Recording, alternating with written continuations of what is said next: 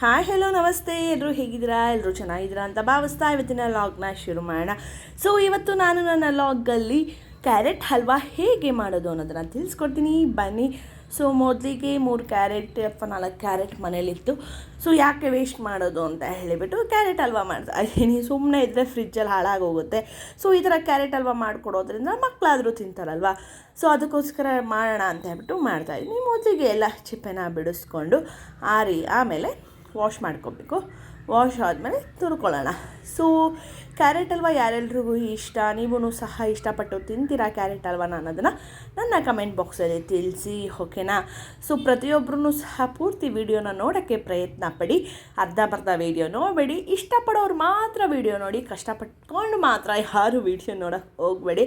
ಅಯ್ಯೋ ಏನು ಹಾಕಿದ್ದಾಳೆ ನೋಡೋಣ ಇರು, ಕ್ಯೂರಿಯಾಸಿಟಿಲಿ ಮಾತ್ರ ವೀಡಿಯೋ ನೋಡಬೇಡಿ.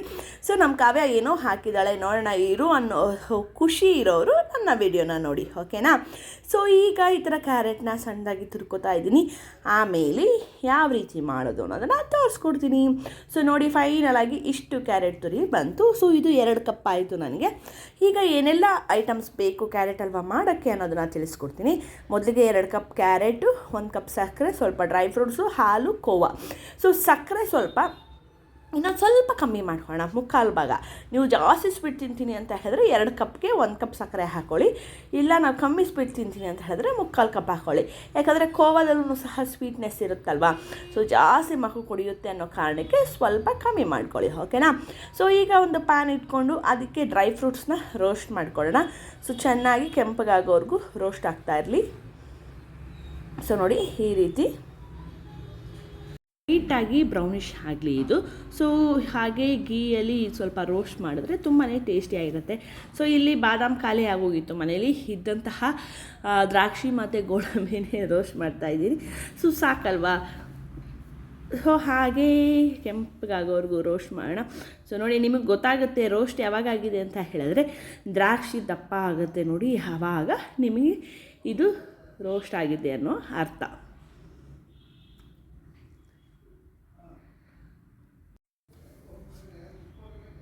ಸೊ ನೋಡಿ ಯಾವ ರೀತಿ ಕಾಣ್ತಿದೆ ಅಲ್ಲ.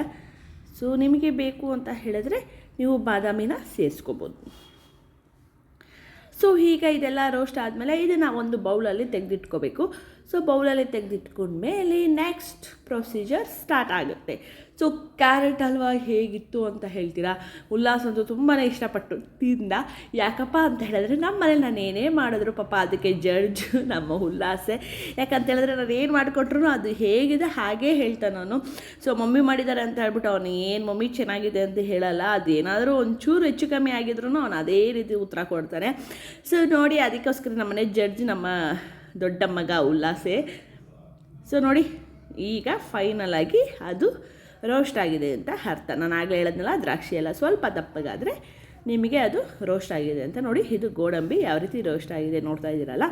ಸೊ ಫೈನಲಾಗಿ ಇದೆಲ್ಲ ರೋಸ್ಟ್ ಆಯಿತು. ಈಗ ಇದನ್ನು ಒಂದು ಬೌಲ್ಗೆ ಸರ್ವ್ ಮಾಡ್ಕೊಳ್ಳೋಣ.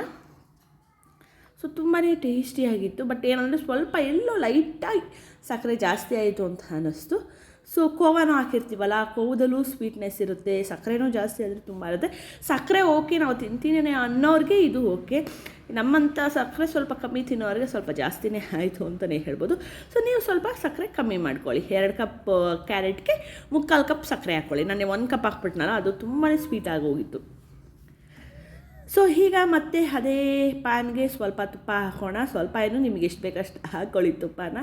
ಸೊ ತುಪ್ಪ ಹಾಕ್ಕೊಂಡು ಮತ್ತೆ ಕ್ಯಾರೆಟ್ನ 2 ಕಪ್ ಕ್ಯಾರೆಟ್ ತೊಗೊಂಡಿದ್ನಲ್ಲ ಅದನ್ನು ಇವಾಗ ಇಲ್ಲಿ ಫ್ರೈ ಮಾಡ್ತಾಯಿದ್ದೀನಿ. ತುಪ್ಪದಲ್ಲೇ ಫ್ರೈ ಮಾಡೋದ್ರಿಂದ ಟೇಸ್ಟು ತುಂಬಾ ಚೆನ್ನಾಗಿರುತ್ತೆ. ಸೊ ನೋಡಿ, ಆ 2 ಕಪ್ ಕ್ಯಾರೆಟ್ಗೆ ಅಷ್ಟೊಂದು ಸಕ್ಕರೆ ಆಗೋಯ್ತಲ್ವ. ಸೊ ಅದಕ್ಕೆ ಸ್ವೀಟ್ ತಿನ್ನೋರಿಗೆ ಓಕೆ, ಸ್ವೀಟ್ ತಿಂದಿಲ್ದಿರೋರಿಗೆ ಇಲ್ಲಾಂದರೆ ಇಷ್ಟು ಸಕ್ಕರೆ ಹಾಕೋರು ಕೋವಾನ ಸ್ಕಿಪ್ ಮಾಡ್ಬೋದು. ಇಲ್ಲಾಂದರೆ ಸ್ವೀಟ್ಲೆಸ್ ಕೋವಾ, ನಾನು ಲಾಸ್ಟ್ ಟೈಮ್ ಮೂಲಂಗಿ ಹಲ್ವಕ್ಕೆ ಹಾಕಿದ್ನಲ್ಲ ಆ ಥರ ಸ್ವೀಟ್ಲೆಸ್ ಕೋವಾ ತೊಗೋಬೋದು. ಇದು ಸ್ವೀಟ್ ಇರೋ ಕೋವಾ ಆಗಿರೋದ್ರಿಂದ ಎರಡೂ ಜಾಸ್ತಿ ಮಿಕ್ಸ್ ಆಗೋಗುತ್ತೆ. ಸೊ ನೋಡಿ, ತುಪ್ಪದಲ್ಲಿ ಹುರಿಯೋದ್ರಿಂದ ಎಷ್ಟು ಬೇಗ ಸಾಫ್ಟ್ ಆಗೋಗುತ್ತೆ ಅಂತ ಹೇಳಿದ್ರೆ ಕ್ಯಾರೆಟು ತುಂಬಾ ಬೇಗ ಸಾಫ್ಟ್ ಆಗೋಗುತ್ತೆ. ಈಗ ಯಾವಾಗಲೂ ಕ್ಯಾರೆಟು ಪಲಾವು ಅದರಲ್ಲಿ ಇದರಲ್ಲಿ ತಿಂತಾ ಇರ್ತೀವಿ. ಸೊ ಒಂದು ಸತಿ ಈ ರೀತಿ ಕ್ಯಾರೆಟ್ ಹಲ್ವಾ ಮಾಡ್ಕೊಬಿಟ್ರೆ ಎಲ್ಲರೂ ತಿನ್ಬೋದು, ಮುದುಕರು ಸಹ ಕೂತ್ಕೊಂಡು ತಿನ್ಬೋದು, ಯಾಕಂದರೆ ಅಷ್ಟು ಸಾಫ್ಟಾಗಿ ಬಂದಿರುತ್ತೆ. ಹಲ್ಲಿಲ್ದಿರೋ ಅಜ್ಜಿ ತಾತ ಯಾರಿದ್ರೂ ತಿನ್ಬೋದು. ಬಟ್ ಶುಗರ್ ಇರುತ್ತೆ ಅವ್ರಿಗೆಲ್ಲ, ಪಾಪ ಶುಗರ್ ಕಮ್ಮಿ ಹಾಕ್ಬಿಟ್ಟು ಕೊಡಬೇಕಷ್ಟೇ. ಬಟ್ ಸಾಫ್ಟ್ನೆಸ್ ಮಾತ್ರ ಅಷ್ಟೇ ಚೆನ್ನಾಗಿತ್ತು ಅಂತಲೇ ಹೇಳ್ಬೋದು. ಸೊ ಮತ್ತೆ ಇನ್ನೊಂದು ಸ್ವಲ್ಪ ತುಪ್ಪ ಹಾಕೋತಾ ಇದ್ದೀನಿ ನಾನು. ತುಪ್ಪ ಹಾಕಿ ಹುರಿತಾ ಇದ್ದೀನಿ ಕ್ಯಾರೆಟ್ನ. ಸೊ ನೋಡಿ ಇದೇ ರೀತಿ ಫ್ರೈ ಮಾಡ್ಕೋಬೇಕು. ಸೊ ಚೆನ್ನಾಗಿ ಫ್ರೈ ಮಾಡ್ಕೊಂಡಾದಮೇಲೆ ನಾವಿವಾಗ ಇದಕ್ಕೆ ಸ್ವಲ್ಪ ಹೊತ್ತು ಬಿಡೋಣ. ಯಾಕಂತ ಹೇಳಿದ್ರೆ ಸ್ವಲ್ಪ ಲೈಟಾಗಿ ಫ್ರೈ ಆಗಬೇಕಲ್ವಾ. ಸೊ ಈ ರೀತಿ ಬಾಡಿಸ್ತಾ ಇರೋಣ, ಇಲ್ಲಾಂದರೆ ತಳ ಕುತ್ಕೊಬಿಟ್ರೆ ಕಷ್ಟ. ಸೊ ಲೈಟಾಗಿ ಸ್ವಲ್ಪ ಹಾಲು ಹಾಕೋತಾ ಇದ್ದೀನಿ ನಾನು. ಹಾಲು ನಿಮಗೆ ಆಪ್ಷನಲ್ಲು, ಬೇಕು ಅಂದರೆ ಹಾಕ್ಕೊಳ್ಳಿ, ಇಲ್ಲಾಂದರೆ ಇಲ್ಲ. ಹಾಲು ಹಾಕ್ಕೊಂಡ್ರೆ ತುಂಬಾ ಚೆನ್ನಾಗಿ ಟೇಸ್ಟ್ ಕೊಡುತ್ತೆ, ಹಾಗೆ ಸಾಫ್ಟಿ ಬರುತ್ತೆ ಅಂತ ಹೇಳ್ಬೋದು. ಜಾಸ್ತಿ ಬೇಡ, ಲೈಟಾಗಿ ಸ್ವಲ್ಪ ಹಾಲು ಹಾಕ್ಕೊಂಡು ಅದು ಚೆನ್ನಾಗಿ ಬಾಯ್ಲ್ ಆಗಲಿ. ಹಾಲು ಬೇಡ ಅನ್ನೋರು ಸ್ಕಿಪ್ ಮಾಡ್ಬೋದು. ನಾನಿಲ್ಲಿ ಬೇರೆ ಏನೂ ಮಿಕ್ಸ್ ಮಾಡಲ್ಲ, ಹಾಲು ಬೇಡ ಅನ್ನೋರು ಸ್ಕಿಪ್ ಮಾಡ್ಬೋದು. ಬಟ್ ಹಾಲು ಹಾಕ್ಕೊಂಡು ಮಾಡೋದ್ರಿಂದ ಟೇಸ್ಟು ಸಹ ಚೆನ್ನಾಗಿರುತ್ತೆ. ಸ್ವಲ್ಪ ಸಾಫ್ಟಾಗಿ ಬರೋಕ್ಕೆ ಹಾಲು ಸಹ ರೀಸನ್ನು ಅಂತಲೇ ಹೇಳ್ಬೋದು. ಸೊ ಹಾಗೆ ಯಾರೆಲ್ಲ ನಮ್ಮ ಚಾನಲ್ನ ಮೊದಲನೇ ಬಾರಿಗೆ ನೋಡ್ತಾ ಇದ್ದೀರಾ ಅವರೆಲ್ಲರೂ ಸಹ ಸಬ್ಸ್ಕ್ರೈಬ್ ಮಾಡಿಕೊಂಡು ನೋಡಿ. ಹಾಗೆ ಪಕ್ಕದಲ್ಲಿರುವಂತಹ ಬೆಲ್ ಐಕನ್ ಬಟನ್ನ ಪ್ರೆಸ್ ಮಾಡಿ. ನಾನು ಮಾಡುವಂತಹ ವಿಡಿಯೋ ಪ್ರತಿಯೊಬ್ಬರಿಗೂ ಸಹ ಫಸ್ಟ್ ನೋಟಿಫಿಕೇಷನ್ ಬರುತ್ತೆ, ಆಗ ನೀವು ನನ್ನ ವಿಡಿಯೋನ ನೋಡ್ಬೋದು. ಓಕೆನಾ? ಸೊ ನೋಡಿ ಇದೇ ರೀತಿ ಹಾಲನ್ನ ಸ್ವಲ್ಪ ಮಿಕ್ಸ್ ಮಾಡಿಕೊಂಡು ನಾನು ಇಲ್ಲಿ ಫ್ರೈ ಮಾಡ್ತಾ ಇದ್ದೀನಿ. ಸೊ ಆಲ್ಮೋಸ್ಟ್ ಅದು ಸಾಫ್ಟ್ ಆಗ್ತಾನೇ ಇದೆ, ಅಷ್ಟು ಸಾಫ್ಟ್ ಆಗಿದೆ ಅಂತಲೇ ಹೇಳ್ಬೋದು. ಈಗ ನಾನು ನಂದಿನಿ ಕೋವಾ ತೊಗೊಂಡಿದ್ನಲ್ಲ, ಆ ನಂದಿನಿ ಕೋವಾನ ಇಲ್ಲಿ ಸ್ವಲ್ಪ ಮಿಕ್ಸ್ ಮಾಡ್ಕೋತಾ ಇದ್ದೀನಿ. ಈ ಕೋವಾನೇ ಸ್ವಲ್ಪ ಪ್ರಾಬ್ಲಮ್ಮು, ಯಾಕಪ್ಪ ಅಂತ ಹೇಳಿದ್ರೆ ಸ್ವೀಟ್ ಕೋವಾ ಅಲ್ವಾ, ಜಾಸ್ತಿ ಸ್ವೀಟ್ ಆಗೋಗಿದೆ. ಆದರೂ ಪರವಾಗಿಲ್ಲ, ಕೋವಾ ಹಾಕಿದ್ರೆ ಟೇಸ್ಟ್ ಇರುತ್ತೆ. ಬಟ್ ಸ್ವೀಟ್ಲೆಸ್ ಕೋವಾ ತೊಗೊಳ್ಳಿ ಎಲ್ಲರೂ, ಓಕೆನಾ? ಸೊ ಸ್ವೀಟ್ಲೆಸ್ ಕೋವಾ ತೊಗೊಂಡು ಮಾಡ್ಕೊಳ್ಳಿ, ಚೆನ್ನಾಗಿರುತ್ತೆ, ತಿನ್ಬೋದು ನೀವು. ಸೊ ಟೇಸ್ಟ್ ಕೋವಾ ಹಾಕಿದ್ರೆ ತುಂಬಾ ಚೆನ್ನಾಗಿರುತ್ತೆ. ಆ ಒಂದು ಕಾರಣಕ್ಕೆ ಕೋವಾ ಹಾಕೋದು. ಅದು ನಾನು ಇಷ್ಟೇ ಹಾಕಿದ್ದು, ಆದ್ರೂ ಎಷ್ಟು ಸ್ವೀಟ್ ಆಗಿಬಿಟ್ಟಿದೆ ಅಂತ ಹೇಳಿದ್ರೆ ಅಷ್ಟು ಸ್ವೀಟ್ ಆಗೋಗಿದೆ. ಸೊ ನೋಡಿ ಈ ಥರ ಎಲ್ಲ ಸ್ಮ್ಯಾಶ್ ಮಾಡಿ ಅದನ್ನು ಫ್ರೈ ಮಾಡೋಣ. ಸೊ ಕೊನೆಗೆ ಈ ರೀತಿ ಎಲ್ಲ ಫ್ರೈ ಆದಮೇಲೆ ಒಂದು ಬೌಲಲ್ಲಿ ಸಕ್ಕರೆ ತೊಗೊಂಡಿದ್ನಲ್ಲ, ಆ ಒಂದು ಸಕ್ಕರೆಗೆ ಸ್ವಲ್ಪ ಏಲಕ್ಕಿ ಪುಡಿನ ಕುಟ್ಟಿ ನಾನು ಸಕ್ಕರೆ ಮೇಲೆ ಹಾಕ್ಕೊಂಡಿದ್ದೀನಿ. ಯಾಕಪ್ಪ ಅಂತ ಹೇಳಿದ್ರೆ ಏಲಕ್ಕಿ ಮತ್ತೆ ಸಪ್ರೇಟ್ ಏನು ಇಟ್ಟು ನಿಮಗೆ ತೋರಿಸೋ ಅವಶ್ಯಕತೆ ಇಲ್ಲ, ನಿಮಗೆ ಗೊತ್ತಾಗುತ್ತೆ ಅಂತ ಅನ್ಕೋತೀನಿ ಏಲಕ್ಕಿ ಪುಡಿ ಯಾವ ರೀತಿ ರೆಡಿ ಆಗಿದೆ ಅಂತ. ಸೊ ಅದನ್ನು ಕೆಲವರು ಮನೇಲಿ ರೆಡಿ ಮಾಡಿ ಇಟ್ಕೊಂಡಿರ್ತಾರೆ. ನಮ್ಮಮ್ಮ ನಮ್ಮ ಅಕ್ಕ ಎಲ್ಲ ಅದನ್ನು ಏಲಕ್ಕಿನ ಪುಡಿ ಮಾಡಿ ಇಟ್ಕೊಂಡಿದ್ದಾರೆ. ಸೊ ನಾನೇನಂದರೆ ಅವಾಗ ಏನಾದರೂ ಮಾಡಬೇಕು ಅಂದರೆ ಆವಾಗ ಸ್ವಲ್ಪ ಪುಡಿ ಮಾಡ್ಕೋತೀನಿ. ಅವ್ರು ಹಂಗೆಲ್ಲ ಒಂದು ಡಬ್ಬಿಲಿ ಮಾಡಿ ಇಟ್ಕೊಂಡಿದ್ದಾರೆ, ಅಕ್ಕ ಆಗಲಿ ಅಮ್ಮ ಆಗಲಿ. ಸೊ ಏಲಕ್ಕಿ ಪುಡಿ ಮಾಡಿದ ತಕ್ಷಣ ಏನೇ ಒಂದು ಲೆಮನ್ ಜ್ಯೂಸ್ ಮಾಡೋಕ್ಕೂ ಹಾಕಿರ್ತಾರಲ್ವಾ, ಸೊ ಅದಕ್ಕೋಸ್ಕರ ಪುಡಿ ಮಾಡಿ ಇಟ್ಕೊಂಡಿದ್ದು. ನಾನು ಹಂಗಲ್ಲ, ಆ ಟೈಮಿಗೆ ಬೇಕು ಅಂದರೆ ಆ ಟೈಮಿಗೆ ಪುಡಿ ಮಾಡ್ಕೊಳ್ಳೋದು. ನೋಡಿ ಏಲಕ್ಕಿನ ಸಕ್ಕರೆ ಮೇಲೆ ಹಾಕಿದ್ದೀನಿ. ಸೊ ಸಕ್ಕರೆನ ಇಲ್ಲಿ ನಾನು ಹಾಕೋತಾ ಇದ್ದೀನಿ. ಸಕ್ಕರೆ ಹಾಕಿದ ತಕ್ಷಣ ಅದು ಫುಲ್ಲು ಸ್ಮೂತ್ ಆಗೋಗಿರುತ್ತೆ, ಫುಲ್ಲು ಸಾಫ್ಟ್ ಆಗೋಗಿರುತ್ತೆ ಅಂತಲೇ ಹೇಳ್ಬೋದು. ಸಕ್ಕರೆ ಹಾಕಿದ ತಕ್ಷಣ ಎಷ್ಟು ಸಾಫ್ಟಾಗಿ ಆ ಸಕ್ಕರೆಗೆ ಆ ಕ್ಯಾರೆಟ್ ಹೊಂದ್ಕೊಳ್ತು ಅಂತ ಹೇಳ್ತೀರಾ, ಅಷ್ಟು ಚೆನ್ನಾಗಿ ಹೊಂದ್ಕೊಳ್ತು ಅಂತಲೇ ಹೇಳ್ಬೋದು. ತುಂಬಾ ಟೇಸ್ಟಿಯಾಗಿ ಕ್ವಿಕ್ಕಾಗಿ ಬೇಗನೆ ಮಾಡ್ಬೋದು ಇದನ್ನು ಸಹ. ಸೊ ಏನಪ್ಪ ಅಂತ ಹೇಳಿದ್ರೆ ಸ್ವಲ್ಪ ಕ್ಯಾರೆಟ್ ಬಾಯ್ಲ್ ಆಗಬೇಕು ಅಷ್ಟೇ. ಸೊ ಈಗ ಅದನ್ನು ಕ್ಲೋಸ್ ಮಾಡಿ ಹಾಗೆ ಬಿಟ್ಬಿಡೋಣ ಸ್ವಲ್ಪ ಹೊತ್ತು. ಈಗ ನೋಡಿ ಬಂತು ನಮ್ಮ ಕ್ಯಾರೆಟ್ ಅಲ್ವಾ, ಎಷ್ಟು ನೋಡ್ತಾ ಇದ್ರೆ ನಿಮಗೂ ತಿನ್ನಬೇಕು ಅನ್ನಿಸ್ತಾ ಇದೆ ಅಲ್ವಾ. ಎಷ್ಟು ಚೆನ್ನಾಗಿತ್ತು ಅಂತ ಹೇಳಿದ್ರೆ ಅಷ್ಟು ಚೆನ್ನಾಗಿತ್ತು ಅಂತಲೇ ಹೇಳ್ಬೋದು.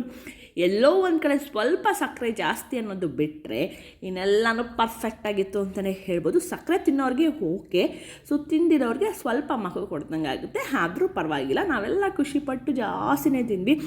ಸೊ ಹಾಗೆ ಈ ಒಂದು ಕ್ಯಾರೆಟ್ ಹಲ್ವಕ್ಕೆ ನೀವು ಐಸ್ ಕ್ರೀಮ್ನ ಹಾಕ್ಕೊಂಡು ತಿನ್ಬೋದು, ಗೊತ್ತಾ ಎಷ್ಟು ಚೆನ್ನಾಗಿರುತ್ತೆ. ಸೊ ನೋಡಿ ರೋಸ್ಟ್ ಆಗಿರುವಂತಹ ಡ್ರೈ ಫ್ರೂಟ್ಸ್ನ ಇವಾಗ ನಾನು ಇದಕ್ಕೆ ಸೇರಿಸ್ಕೊತಾ ಇದ್ದೀನಿ. ನೀವು ಒಂದ್ಸತಿ ಟ್ರೈ ಮಾಡಿ ನೋಡಿ. ವೆನಿಲಾ ಐಸ್ ಕ್ರೀಮ್ಗೆ ಈ ಒಂದು ಕ್ಯಾರೆಟ್ ಹಲ್ವಾ ಮಿಕ್ಸ್ ಮಾಡಿಕೊಂಡು ತಿಂದು ಯಾವ ರೀತಿ ಇರುತ್ತೆ ಅನ್ನೋದನ್ನು ನೆಕ್ಸ್ಟ್ ನೀವೇ ಇಷ್ಟಪಡ್ತೀರಾ. ಕಾವ್ಯ ನೀವು ಹೇಳಿದ ನಿಜ, ಐಸ್ ಕ್ರೀಮ್ ಜೊತೆ ಕ್ಯಾರೆಟ್ ಹಲ್ವಾನು ಸಹ ಚೆನ್ನಾಗಿತ್ತು ಅಂತ ನೀವು ಸಹ ಖುಷಿ ಪಡ್ತೀರಾ ಅಂತ ಹೇಳೋಕ್ಕೆ ಇಷ್ಟಪಡ್ತೀನಿ. ಸೊ ಇದು ಫೈನಲ್ ಲುಕ್ ನಮ್ಮ ಕ್ಯಾರೆಟ್ ಹಲ್ವದ್ದು. ನೋಡ್ತಾ ಇದ್ರೆ ಗೊತ್ತಾಗ್ತಾ ಇದೆ ಎಷ್ಟು ಸ್ವೀಟಾಗಿ ಕ್ಯೂಟಾಗಿ ಸಾಫ್ಟಾಗಿದೆ ಅನ್ನೋದನ್ನು. ಸೊ ನೀವು ಸಹ ಮನೇಲಿ ಟ್ರೈ ಮಾಡಿ ನನ್ನ ಕಮೆಂಟ್ ಬಾಕ್ಸಲ್ಲಿ ತಿಳಿಸಿ ಹೇಗೆ ಬಂತು ಅನ್ನೋದನ್ನು. ಪ್ರತಿಯೊಬ್ಬರೂ ಸಹ ನನ್ನ ಲಾಗ್ನ ಇಷ್ಟಪಡ್ತಾ ಇರ್ತೀರಾ ಅಂತ ಅನ್ಕೋತೀನಿ. ಸೊ ಇದೇ ರೀತಿ ನಾನು ಮುಂದಿನ ಲಾಗ್ಗಳಲ್ಲೆಲ್ಲ ನಿಮ್ಮೆಲ್ಲರ ಜೊತೆ ಬರ್ತೀನಿ. ಅಲ್ಲಿವರೆಗೂ ನೀವೆಲ್ಲ ಏನು ಮಾಡಬೇಕು, ನಮ್ಮ ಚಾನಲ್ನ ಸಬ್ಸ್ಕ್ರೈಬ್ ಮಾಡಿಕೊಂಡು ಲೈಕ್ ಕೊಟ್ಟು ನೋಡಿ ಅಂತ ಹೇಳ್ತಾ ಮತ್ತೆ ನಾನು ಮುಂದಿನ ಲಾಗಲ್ಲಿ ಸಿಗ್ತೀನಿ. ಅಲ್ಲಿವರೆಗೂ ಪ್ರತಿಯೊಬ್ಬರು ಯಾರೆಲ್ಲ ನನ್ನ ಕ್ಯಾರೆಟ್ ಹಲ್ವನ ಟ್ರೈ ಮಾಡಬೇಕು ಅಂದ್ಕೊಂಡಿದ್ದೀರಾ ಅವ್ರಿಗೆ ಈ ಒಂದು ವಿಡಿಯೋನ ಶೇರ್ ಮಾಡಿ ಅಂತ ಹೇಳ್ತಾ love you all, tata, take care, bye.